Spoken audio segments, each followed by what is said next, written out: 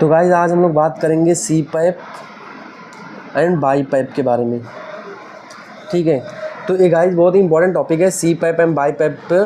So guys first we need to understand that what is oxygenation and what is ventilation.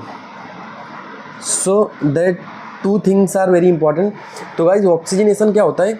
Oxygenation in the sense हमारे blood में कितना amount of oxygen है उसको हम लोग क्या बोलते हैं? ऑक्सीजनेशन।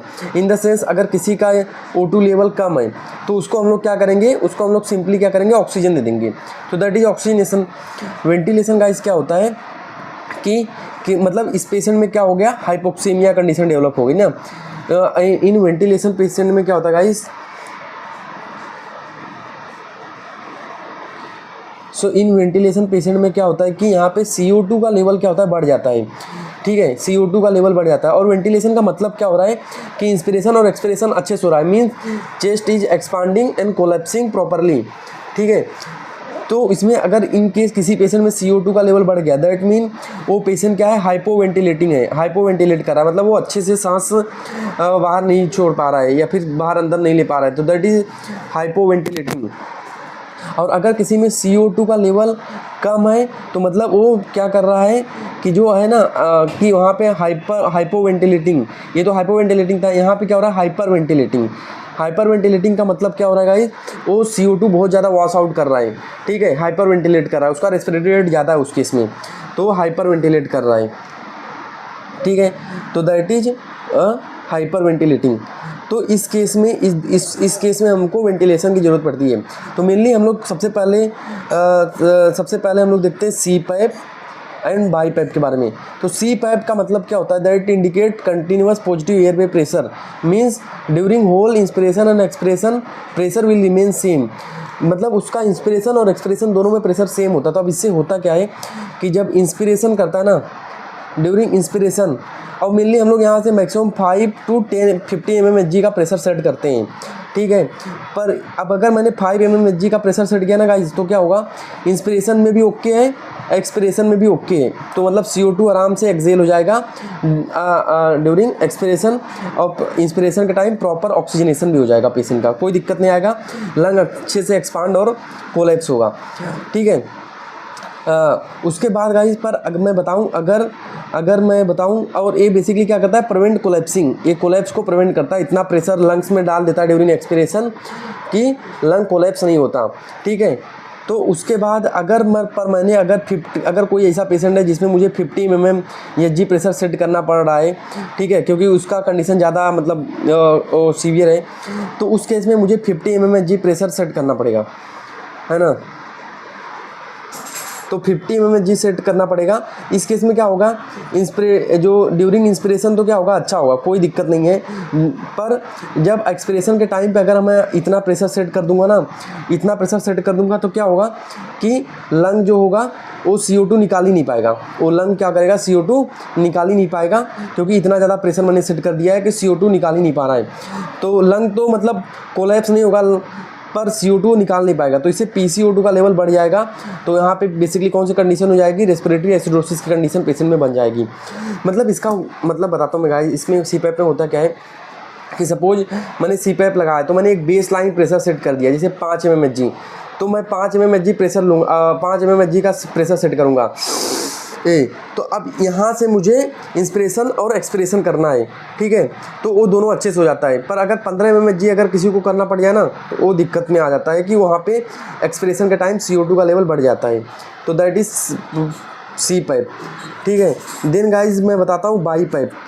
तो इसी के लिए हमको क्या आया? बाई पाइप, मतलब बाई लेवल पॉजिटिव एयर पे प्रेशर। अब इसमें दो प्रेशर होता है, एक होता है IPAP inspiratory positive airway pressure, और एक होता है EPAP expiratory positive airway pressure. अब यहाँ पे दो प्रेशर होते हैं। अब ये दो प्रेशर की ज़रूरत क्यों पड़ी ना? क्योंकि इसी के लिए, ताकि यहाँ पे CO2 ना बढ़े।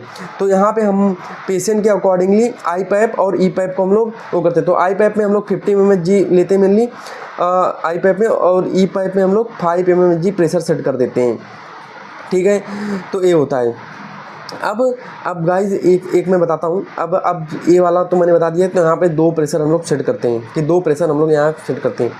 अब आई पाइप जो होता है ना, आई पाइप मतलब ये क्या करता है, प्रेशर सेपरेट अबाउट द पीप। पीप क्या होता है गाइज, पीप क्या होता है, पीप मतलब ये वेंटिलेशन में होता है। पीप क्या होता है, पॉजिटिव एंड एक्सपिरेटरी प्रेशर। मतलब क्या होता है कि एक्सप्रेशन के बाद जो प्रेशर बचता है वो लंग को क्या करता है, कोलैप्स होने से रोकता है, इसी को हम लोग बोलते हैं पीप। तो इसके अबाव प्रेशर सपोर्ट होता है, उसको ये क्या होता है, आई पाइप। तो pressure support about the PEEP, that is IPAP. ठीक है, तो ये लंग को कोलैप्स होने से बचाता है।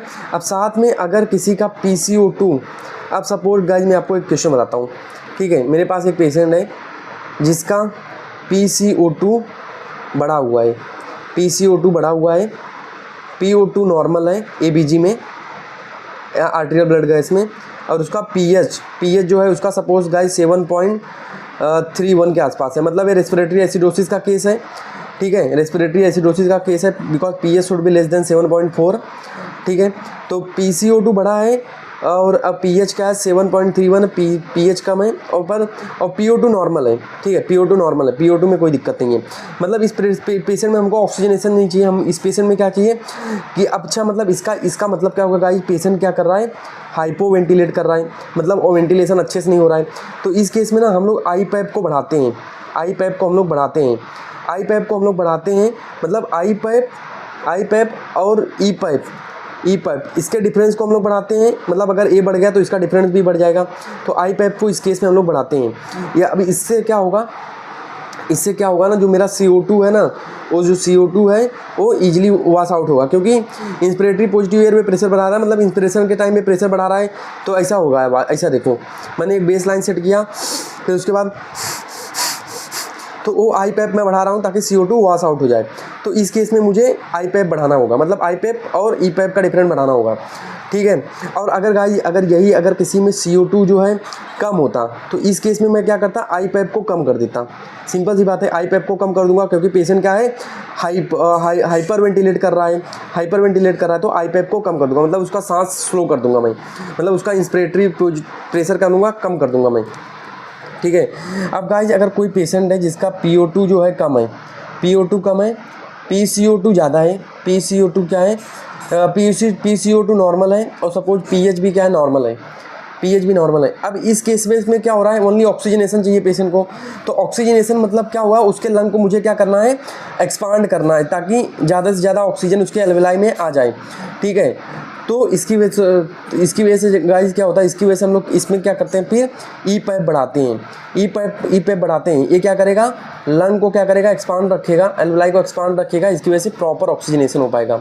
तो ये दोनों ट्रिक याद रखना गाइस। ठीक है, तो ये 2 इंपॉर्टेंट चीज़ें।